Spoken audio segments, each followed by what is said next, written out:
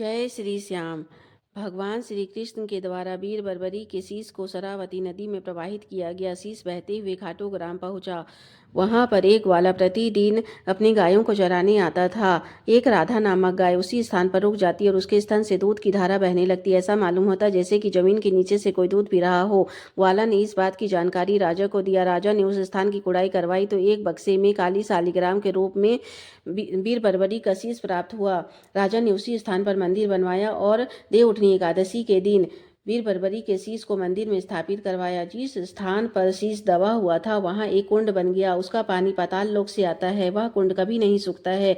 वह अंडाकार है। मान्यता है कि इस कुंड में जो भी स्नान करता है उसके सभी पाप नष्ट हो जाते हैं। चर्म रोग से मुक्ति मिलती है। यदि कोई गर्भवती महिला पुत्र प्राप्ति की इच्छा से उस कुंड में स्नान करती है तो उसकी मनोकामना पूर्ण होती है। उसी कुंड के समीप एक शिव मंदिर है। औरंगजेब मुगल काल में मंदिरों को लूट लिया करता था।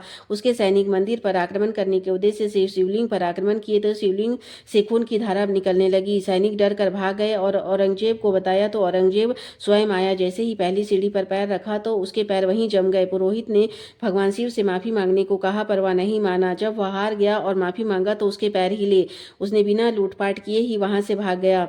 एक बार श्याम बाबा के अनन्य भक्त या कहें कि सर्वप्रथम भक्त श्याम बहादुर सिंह जी ने अपने घर में श्याम बाबा का कीर्तन करवाया। रात में श्याम बाबा ने श्याम बहादुर सिंह जी को स्वप्न में अपनी टोली के साथ खाटू आने का स्वप्न दिया।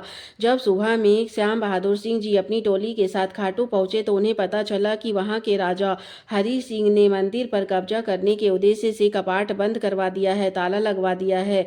तब उन्होंने कपाट खोलने का आग्रह किया तो राजा ने कहा कि यदि श्याम बाबा में इतनी शक्ति है तो स्वयं ही ताला खुलवा लो, ताला नहीं खुलेगा। श्याम बहादुर सिंह जी ने श्याम बाबा का नाम लेकर ताला पर मोड़ छड़ी मारी और ताला टुकड़े टुकड़े हो गया। चारों ओर श्याम बाबा और श्याम बहादुर सिंह जी का जय जयकार होने लगा। उन्होंने श्याम बाबा के दर्शन किए।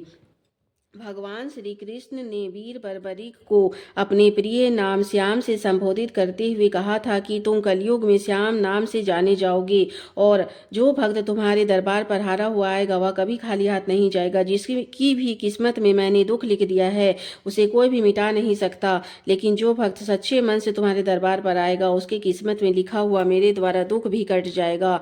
हारे का सहारा खाटू के श्याम बाबा।